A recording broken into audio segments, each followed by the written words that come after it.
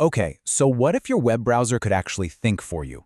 OpenAI has just dropped ChatGPT Atlas, and it's a browser that doesn't just find information, it claims to understand it. This is a massive shot across the bow at Google Chrome, and it might just change everything about how we use the internet. And yeah, the launch of Atlas brings up this huge question that could totally redefine our digital lives. Are we about to stop Googling for links and actually start having full-on conversations with the web itself? All right, so to really get what Atlas is all about, we kind of have to shift our thinking. It's not being pitched as just another browser, another tabbed window. It's being framed as a brand new kind of research partner. So the core idea here is pretty simple, but it's profound. Instead of you having to sift through endless pages of search results, Atlas is designed to do the reading, the analysis, and the summarizing for you. It wants to give you answers, not just a list of places to go find them. Now, this didn't just pop up out of nowhere. This is basically the story of ChatGPT growing up. It went from having the static, frozen mind with a knowledge cutoff date to a live, web-connected intelligence that can process information pretty much as it happens. So how is this really fundamentally different from what we're all using every single day? Well, the answer is in a massive shift in the whole philosophy of what a search result should even be. And this table, man, it really lays out the core difference in their goals. Traditional search, like Google or Bing, is all about finding sources for you to go and analyze. Atlas, on the other hand, its main goal is to do that first step of understanding and synthesizing the information for you. And this right here, this is the perfect way to think about it. It's the difference between being handed a library card and a map of where the books are versus being handed a finished research paper, complete with all the citations. And these features all work together to create this seriously powerful research tool. For example, browser memories can actually recall facts from sites you visited before to give you better context down the line.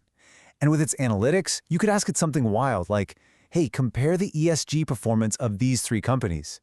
Instead of just giving you links to 3 boring reports, it's designed to read them and build you a comparison table right on the spot. But okay, maybe the most futuristic feature, and this is for premium subscribers, is something they call agent mode. And this is where Atlas starts to feel like something out of science fiction. Get this. This is where the browser stops being just a passive window and becomes an active assistant. It's not just showing you the internet anymore. It can now click, type, and navigate the web on your behalf. And this isn't just theory. One user, for example, showed how agent mode could do this super complex market research task, something that would take a person hours, and it did it in seconds. It scanned for business keywords, filtered them, and then checked for available domains, all by itself. So it sounds revolutionary, right?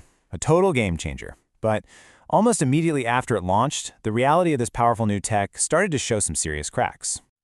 Yeah, the early reviews were not exactly glowing. A piece in Wired called the AI sidebar clunky and unhelpful, describing it like an unreliable tour guide. Ouch. And the reported issues were all over the place.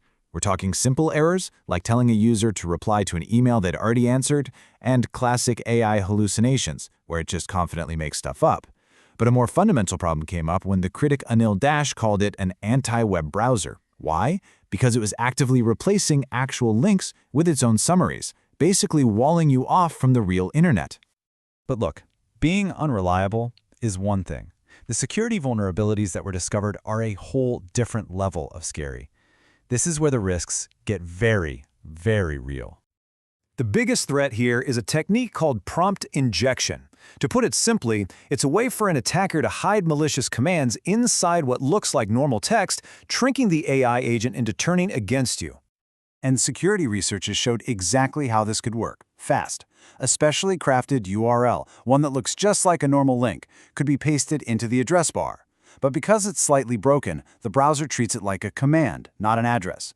It could be told to do anything, from sending you to a phishing site to literally deleting files from your connected cloud accounts. And here's the real kicker. OpenAI themselves admit that this is a frontier unsolved security problem. Think about that.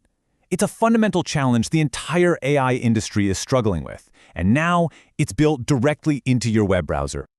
So all of this brings us to the big, critical question. What does the arrival of a browser like Atlas really mean for the future of the internet? On the one hand, you have OpenAI CEO Sam Altman, who sees this as a massive paradigm shift. A historic, once-a-decade chance to completely reinvent one of our most basic digital tools. It really is the classic double-edged sword, isn't it? On one side, you have this incredible promise of immense power and convenience, a true AI partner. But on the other hand, you have the very real peril of an unreliable, error-prone guide with some pretty frightening security and privacy risks.